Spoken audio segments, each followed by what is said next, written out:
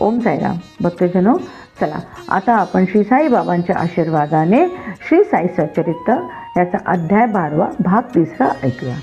तर असेच एक मामलतदार साई दर्शनाच्या इच्छेने बरोबर एका डॉक्टर मित्राला घेऊन शिर्डीस यायला निघाले. डॉक्टर जातीने ब्राह्मण असून श्रीरामाचे उपासक होते. स्वतः सद्वर्तनी असून स्नानसंध्या व शास्त्राने सांगितलेल्या आचरणाचे नेम निर्बंध पाळण्याची त्यांना आवड होती. साईबाबा मुसलमान आहेत व आपले आराध्य दैवत सीतापती श्रीराम आहेत, तेव्हा आपण साईबाबांना नमस्कार करणार नाही हे त्यांनी मित्राला आधीच सांगून ठेवले होते. मुसलमानाचा पायाला नमन करणे मनाला पटत नाही, म्हणून शिर्डीला जाण्याची सुरुवातीपासूनच मी शंकित होतो असेही ते म्हणाले होते. पाया पडा हा आग्रह कोणीही तुम्हाला करणार नाही किंवा हट्ट धरणार नाही. कोणी आग्रह करील असा समज तुम्ही करून घेऊ नका आणि शिर्डीला जाण्याचा बेत मनात पक्का करा. बाबा देखील स्वतःला नमस्कार करा असे म्हणणार नाहीत. अशा प्रकारचे आश्वासन मामलतदारांनी दिल्यावर डॉक्टरांना जाण्याची इच्छा झाली.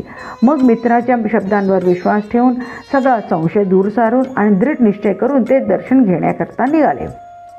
परंतु आश्चर्याची गोष्ट की ते जेव्हा शिर्डीत आले आणि मशिदीत गेले तेव्हा प्रथम त्यांनीच लोटांगण घातले. त्यांच्या मित्राला खूप आश्चर्य वाटले. त्याने प्रश्न केला, आपण केलेला निश्चय कसे विसरला? आमच्या आधीच मुसलमानाला लोटांगण कसे घातले? मग ते डॉक्टर आश्चर्यकारक गोष्ट सांगू लागले. मी श्यामवर्ण सुंदर कोमल व सुरेख श्रीरामाचे रूप पाहिले आणि लगेच शुद्ध मनाने नमस्कार केला. तेच पहा आसनावर बसले होते, सर्वांशी बोलत होते आणि अर्ध्या मिनिटात साई रूप दिसू लागले. म्हणून मी आश्चर्यचकित झालो. हे काय स्वप्न म्हणावे? हे कसले मुसलमान? हे तर योग संपन्न अवतार पुरुषच असावेत. चोखामेळा विठ्ठलाचा एक भक्त, जातीचा महार होता. रोहिदास सांभार होता व सज्जन कसाई हिंसा करणारा होता. यांच्या जातीचा विचार कशाला करायचा? केवळ जगावर उपकार करण्यासाठी, जन्ममरणांचा फेरा चुकविण्यासाठी आपले निर्गुण निराकार रूप टाकून हे संत जगात आकाराला आले आहेत. हा तर प्रत्यक्ष इच्छित फल देणारा कल्पवृक्ष आहे. हा क्षणात साई तर क्षणात श्रीराम होतो. माझ्या मीपणाचा खोटा समज त्याने दंडवत प्रणाम करून नष्ट केला. असो, दुसऱ्या दिवशी डॉक्टरांनी व्रत घेतले की जोपर्यंत साईनाथ कृपा करीत नाहीत तोपर्यंत मशिदीत पाऊल ठेवायचे नाही आणि ते शिर्डीत उपास करीत राहिले. अशा प्रकारे 3 दिवस गेले आणि 4थ्या दिवस उजाडल्यावर काय गोष्ट घडली ती नीट लक्ष देऊन ऐका. खानदेशात म्हणजेच महाराष्ट्रातील जळगाव व धुळे जिल्ह्यातील प्रदेशाला खानदेश म्हणतात, राहणारा डॉक्टरांचा एक मित्र अकस्मात साईबाबांच्या दर्शनाला तेथे आला. त्यांची 9 वर्षांनी भेट झाली म्हणून पोटात अत्यंत आनंद मावत नव्हता. डॉक्टरसुद्धा त्या मित्राच्या पाठोपाठ मशिदीत दर्शनाला गेले. जाताच नमस्कार केल्यावर बाबांनी डॉक्टरांना विचारले, का डॉक्टर, कोणी तुला बोलावणारा आला होता का? मग का आलास? सांग मला. असा बोचक प्रश्न ऐकून डॉक्टर ओशाळले. आपल्या केलेल्या निश्चयाची आठवण झाली व मनात पश्चाताप पाहून खेद करते झाले. परंतु त्या दिवशी मध्यरात्री त्यांच्यावर बाबांची कृपा झाली आणि झोपेत असताना परमानंद स्थितीची गोडी चाकली. पुढे डॉक्टर आपल्या गावी परत गेले तरी त्या संपूर्ण स्वानंद स्थितीचा अनुभव त्यांना 15 दिवस येत राहिला आणि त्यांची साईचरणी भक्ती वाढली. असेच साईंचे अनेक नवे अनुभव सांगता येतील आणि ग्रंथाची थोरवी वाढेल, परंतु पाळहाळ वाढण्याच्या भीतीने आवर्ती घेतो. आरंभीची मुळ्यांची कथा ऐकून श्रोत्यांच्या चित्ताला आश्चर्य वाटेल, परंतु त्यातील सार व शिकवण त्यांनी समजून घ्यावी. जो ज्याचा गुरु असेल त्याच्याच ठिकाणी दृढ विश्वास असावा, दुसऱ्या कोणत्याही ठिकाणी नसावा. हाच मतितार्थ मनात ठसविला पाहिजे. यापेक्षा बाबांच्या या लीलेत आणखी कोणताही हेतू मला दिसत नाही. कोणी कसाही विचार करो, परंतु अर्थ हाच निघेल. कोणाची कीर्ती कितीही असो, आपल्याला गुरुची मुळीच नसो, तरी देखील आपल्या गुरुच्या ठिकाणीच विश्वास बसला पाहिजे. हाच येथील उपदेश आहे.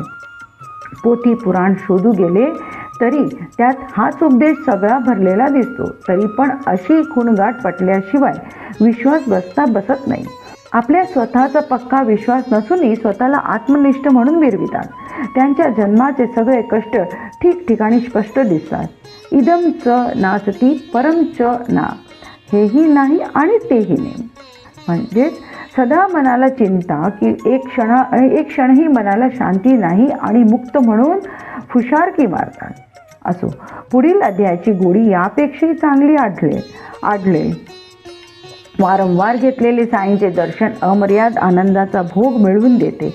भक्त भीमाजी पाटलाचा क्षयरोग कसा घालविला आणि त्याचा नानासाहेब चांदोरकरांवरचा भरोसा बाबांनी दृष्टांत देऊन कसा पटविला हे कळेल. केवळ दर्शनाचा असा हा प्रताप आहे. जो केवळ दर्शन घेतल्याने पापमुक्त करतो तो या लोकातील भोग पदरात घालतो आणि परलोकातील भोगही भरपूर देतो. योगी जनांचा दृष्टिपात नास्तिकांनाही पापांपासून संपूर्णपणे मुक्त करतो, तर आस्तिकांची गोष्ट काय सांगावी. ते सहजच पापमुक्त होतील. ज्याची ब्रह्माच्या ठिकाणी बुद्धी स्थिर झालेली आहे, ज्याला प्रत्यक्ष ईश्वराचे दर्शन झालेले आहे, अशा महात्म्याची दृष्टी ज्यावर पडेल तो पार करून जाण्यास कठीण पापेही तारून जाईल. अशीच बाबांची समजू न शकणारी कळा आहे. बाबांचे तुम्हावर प्रेम आहे म्हणून जाणते नेणते सर्व तुम्ही शुद्ध मनाने ऐका. जेथे भक्तिप्रेमाचा जिव्हाळा असतो, जेथे जीवाना बाबांचा लळा असतो, तेथेच खरा मायेचा उमाळा प्रकट होतो. तेथे श्रवणाची मौज असते. अनन्य भक्तांकरिता जे निश्चित आश्रयस्थान आहे त्या साईंच्या चरणांना हेमाड नमन करतो. त्यांच्या करणीला पार नाही. संसाराच्या जन्ममरणाचे भय दूर करण्यास ते समर्थ आहेत. सर्वांचे कल्याण असो अशा प्रकारे संत व सज्जन यांनी प्रेरणा केलेल्या भक्त हेमाडपंत यांनी रचलेल्या श्री साई समर्थ यांच्या सत्यचरित्राचा श्री संत घोलप रामदर्शनम नावाचा 12वा अध्याय समाप्त झाला. श्री सद्गुरू साईनाथांना अर्पण असो. सर्वत्र मंगल असो. आता अध्याय 12 पूरक विवरण ऐकूया. जो ज्याचा गुरु असेल त्याच्याच ठिकाणी शिष्याचा दृढ विश्वास असावा, दुसऱ्या कोणत्या ठिकाणी नसावा. अशा या अध्यायाच्या तात्पर्याबद्दल व शिकवणीबद्दल हेमाडपंतांनी वर ओवी क्रमांक 176 मध्ये म्हटले आहे. त्याशिवाय या अध्यायाचे आणखी एक सार आहे. पूर्वी अध्याय 9 मध्ये बाबांची आज्ञा न मानल्यामुळे भक्तांच्या हालाचे वर्णन आपण वाचलेच आहे. आता या अध्यायात काका महाजनी, भाऊसाहेब धुमाळ व नानासाहेब निमोणकरांची पत्नी या सर्वांनी बाबांच्या आज्ञेचे पालन केले म्हणून त्यांचे नुकसान न होता उलट त्यांची कार्यसिद्धीच झाली. नाशिकचे मुळे शास्त्री देखील बाबांच्या इच्छेला मान देऊन दक्षिणा घेऊन मशिदीत बाबांच्या आरतीला गेले म्हणूनच त्यांना आपल्या ब्रह्मीभूत घोलप गुरूंचे पुन्हा दर्शन घडले.